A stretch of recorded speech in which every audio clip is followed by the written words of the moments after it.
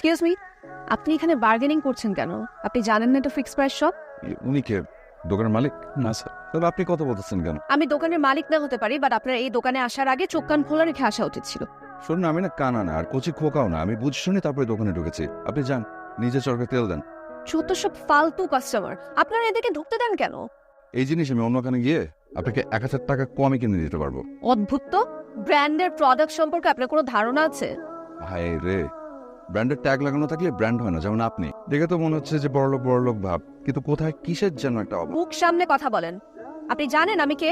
পকেটে নাই ফুটো পয়সা এসে এখানে জুটেছে। তাতে কোন বড়লোকের মেয়ে শুনি? কি করেন আপনার বাবা? চাঁদাবাজি, শেয়ার বাজারে কারসাজি নাকি অর্থ পাচার, কোনটা? আরে বাদ দিব মানে, ম্যানার্স জানে কোনো?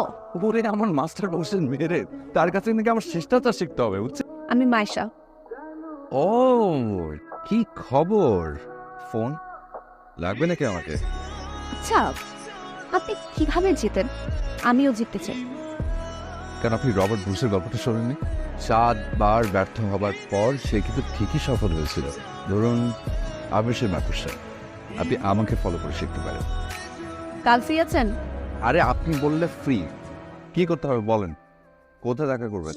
আপনাকে এত হাজারবার কিছু করতে হবে না। কালকে ফ্রি আছেন নাকি সেটা বলেন। একটা কথা তো ঘুরিয়ে পেঁচিয়ে বলেন কেন বলেন তো? আবার মেয়ের কি হয়েছে ডাক্তার? বোন টিউমার। আমি এখন কি করব বুঝতে পারছি। এটার চিকিৎসা আছে, তবে একটু এক্সপেন্সিভ। 70 লাখ মাত্র? আপনি ঠিক আছেন? আরে আপনাকে কতবার ফোন করেছি। হ্যাঁ, আমি আসলে ওই রাহাতের সাথে অন্য একটা ফোনে কথা বলছিলাম। এটা তো খুশির সংবাদ। ওর তো নাকি সামনে বিয়ে। বিয়ে? কই না তো। কে বলেছে আপনাকে? বরং ও তো অনেক অসুস্থ। বাসা অসুস্থ? কি হয়েছে? ওর বোন টিউমার ধরা পড়েছে, আর এই জন্য ওর চিকিৎসার জন্য অনেকগুলো টাকা প্রয়োজন। তুই তো কখনো কিছু চাস না, আর চাইবি বা কেন? প্রপার্টি সবই তো তোর। ওর ওসবের কিছু প্রয়োজন নেই বাবা। এখানে একটা ফ্ল্যাট বিক্রয়ের বিজ্ঞাপন দেওয়া আছে।